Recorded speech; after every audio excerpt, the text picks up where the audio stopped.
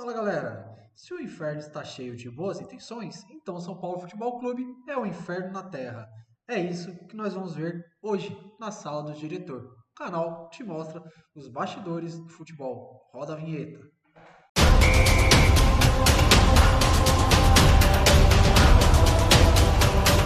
Pessoal, sem muitas delongas, tá? Essa é a notícia, né? Que circulou aí. Deixa eu mostrar o cabeçalho para vocês aqui, ó. Ó, empresário tenta o caminho mais curto para transformar o São Paulo em uma SAF, tá? Esse empresário é o Diego Fernandes, ele que trouxe o Ancelotti para a seleção brasileira, tá? E esse caminho mais curto, o que que é? Ele quer fazer um baixo assinado dentro do clube com 20% dos sócios para provocar uma assembleia geral e nessa assembleia propor a mudança para a SAF, né? E por que é o caminho mais curto? Porque isso daí pularia justamente o conselho do clube, né? Você ficaria, em vez de você ter que colocar uma proposta e aprovar no conselho, você já vai direto para os finalmente, que é muito legal. E por que eu falo que o inferno, ele tá cheio de boas intenções e o São Paulo é um inferno na terra?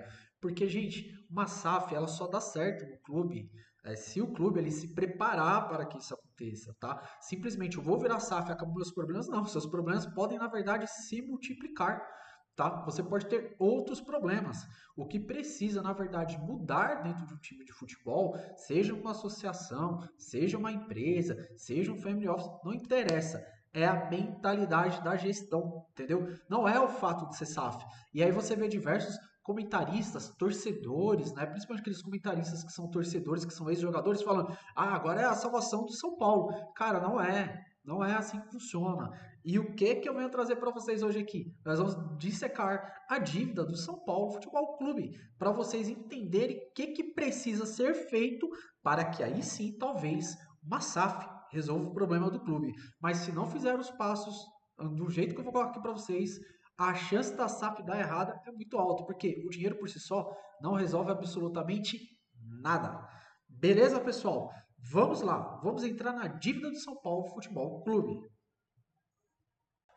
Então, galera, esse quadro acima é a dívida do São Paulo, tá? Vamos dissecar isso daí, tá? Essa dívida aí, essa informação ela vem agora, tá? Do balanço que o clube divulgou agora no final de março para abril de 2026, então tá super atualizado, tá? Então, o clube tem uma dívida ali total de 858 milhões, tá? Uma redução comparada a 2024, né, em 110 milhões, um faturamento de 1 bilhão e 85 pela primeira vez na história, gente, o São Paulo atingiu esse patamar de 1 bilhão, tá?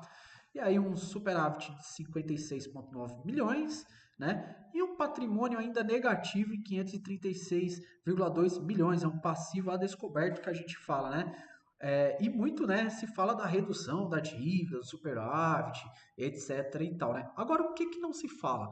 A qualidade da dívida, a liquidez frágil, né? O clube recorre a novos empréstimos para poder pagar o dia a dia, né? Existe um estrangulamento, galera, dessa dívida acontecendo, tá? Eu tenho um gráficozinho que eu vou colocar para vocês aqui, ó. É esse daí, ó. Tá vendo, galera? Esse é o estrangulamento da dívida. Por quê?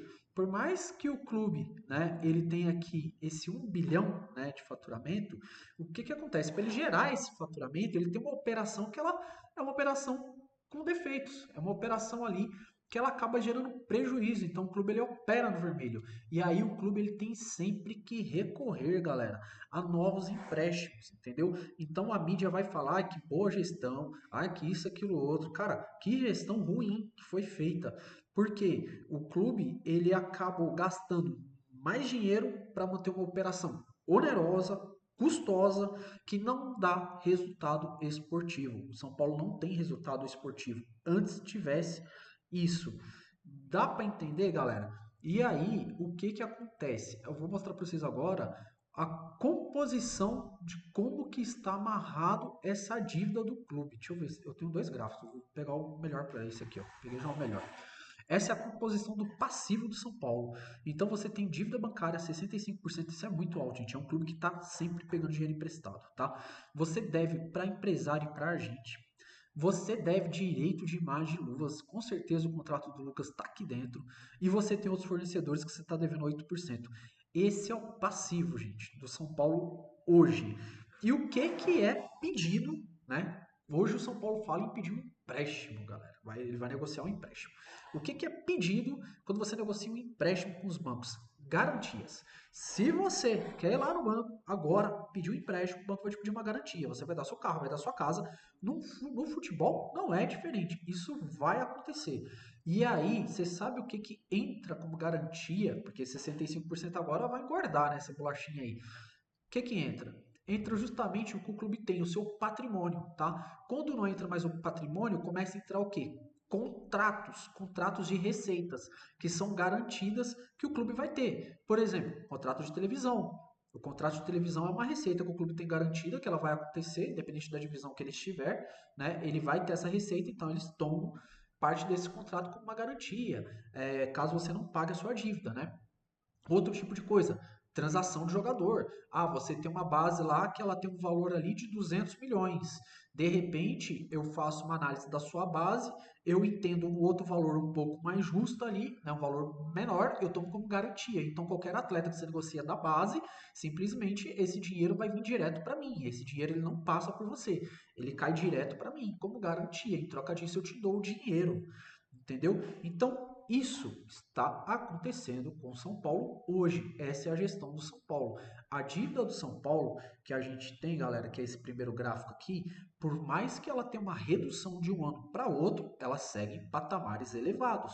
Tá? Isso está no balanço do clube, tá? Se alguém tem uma dúvida, vai lá no balanço e consulta. Eu também vou fazer um artigo no LinkedIn a respeito, tá? Aqui, pessoal, é o estrangulamento da operação, tá? Então, é desse jeito que a operação está acontecendo. Então, você tem um custo operacional elevado, você nunca vence esse custo, tá? Aliás, eu estava pesquisando as notícias, esse empréstimo agora é para pagar salário, galera. Olha como a operação tá ruim, ruim, entendeu? E vamos lá, gente. Vamos adiante aqui.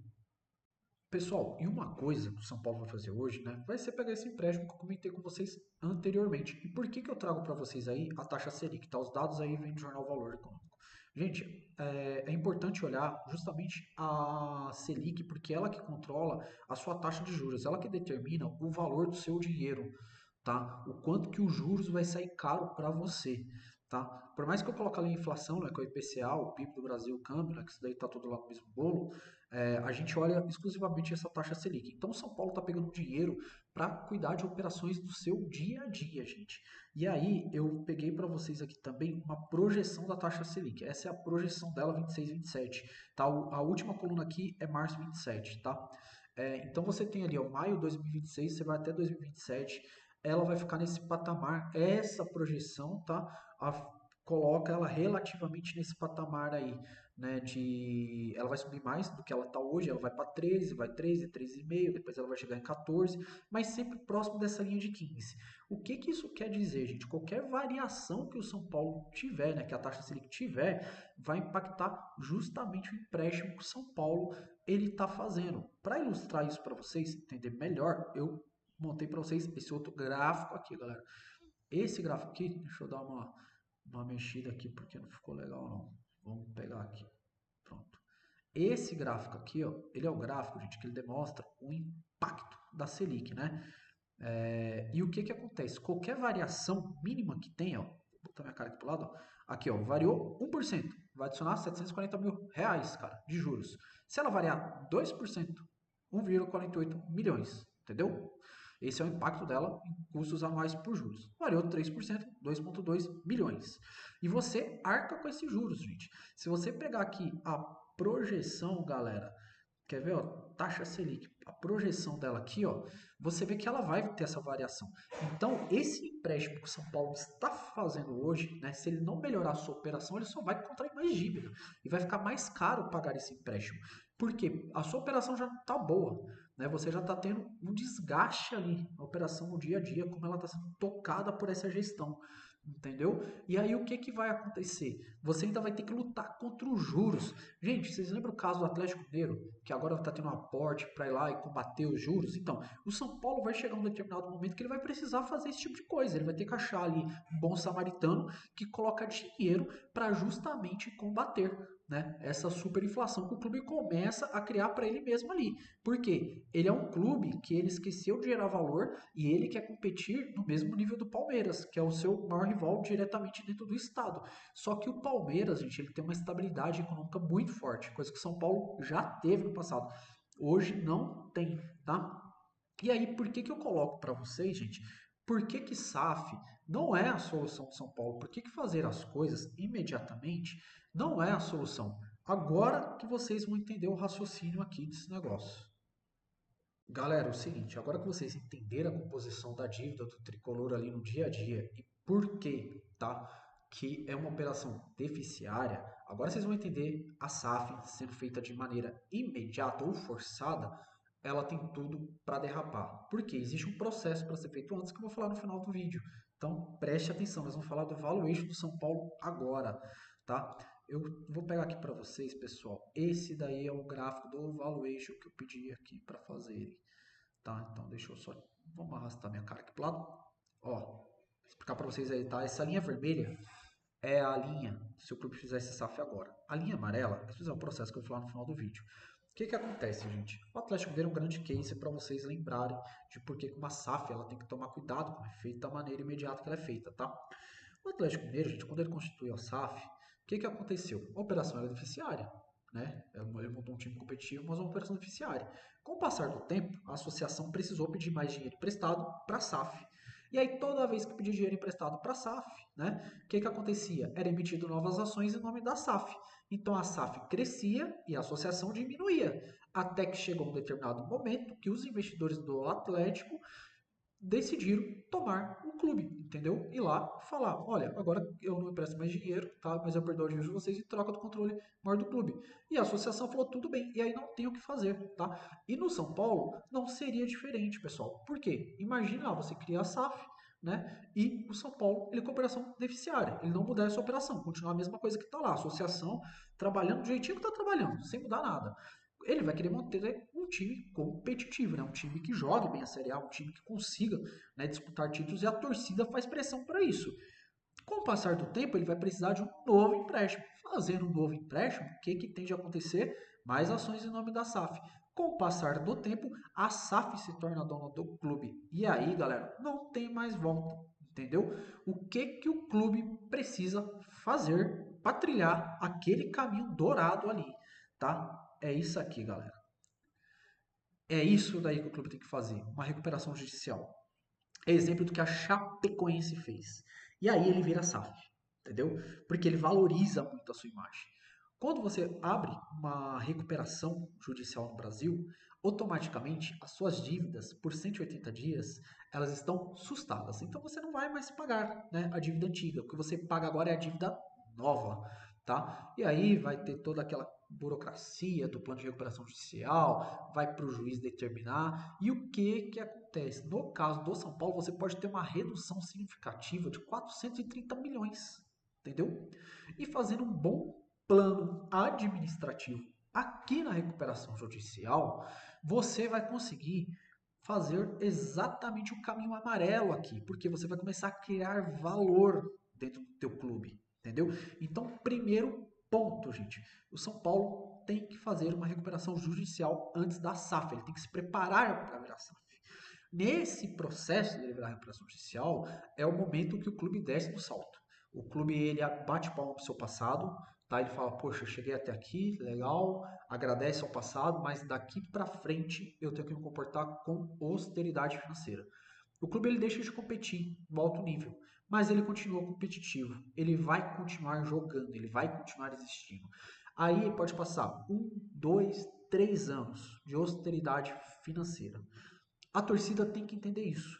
E aí, galera, no quarto ano, o clube pode virar uma SAF, entrar um investidor real, um investidor que não seja clubista, uma pessoa que vá fazer uma grande administração, e aí sim o clube vai ter poder financeiro para montar um elenco estrelado, vai ter jogadores da sua base que não tem mais contrato amarrado com garantia de empréstimo nenhum, que é 100% dele, para ele vender e fazer dinheiro, entendeu? E aí o clube retoma o caminho das conquistas de títulos. Tá claro isso, galera? Quando eu crio a sala do diretor, pessoal, que eu venho aqui e faço esses vídeos para vocês, é justamente para vocês entenderem isso da administração. A boa intenção, ela tem que existir, é louvável, entendeu? Isso a gente tem que bater palma. Só que existe um processo que precisa ser seguido, tá? O presidente destituído do São Paulo já se falava em SAF lá atrás. Eu vou deixar o vídeo dele do Instagram para vocês como encerramento. Só que assim, nunca se falou no São Paulo em recuperação judicial. Nunca se falou no São Paulo sobre o déficit que tem na sua operação no dia a dia. Mas todo mundo bate palma para número grande. Sabe o que acontece isso daí? É não descer do salto. É achar que o São Paulo ainda é aquele São Paulo gigante. E hoje a situação financeira do São Paulo é uma das piores do Brasil. E a sua administração vai pelo mesmo caminho. Até a próxima. Curta, compartilhe. Se você quer trabalhar com futebol, vai lá no meu LinkedIn, olha a newsletter. Em breve mais dicas para vocês. Falou, galera! E eu não posso dizer que é uma SAF pura. É uma tendência que se o São Paulo não tiver algum acordo empresarial, e eu não estou entrando em SAF, ele vai competir mesmo. Vou dar um exemplo rápido. Qual jogador não quer ir para um São Paulo, para um Flamengo, para um Corinthians, para um Palmeiras? Estou falando clubes que não são SAFs. Mas hoje você tem um player chamado Bahia, que é o Manchester City, que o jogador para pensar. Puxa vida, eu quero ganhar. E eles entram competitivamente com muito dinheiro. Então, os clubes maiores ou menores, ou mesmo aqueles mais tradicionais que não admitem SAF, talvez o seu Flamengo também, não gosta que fale. O São Paulo tem essa resistência, o Corinthians, o Palmeiras, mas eles têm que pensar no modelo um pouco mais empresarial, senão eles vão ficar para trás. Tá.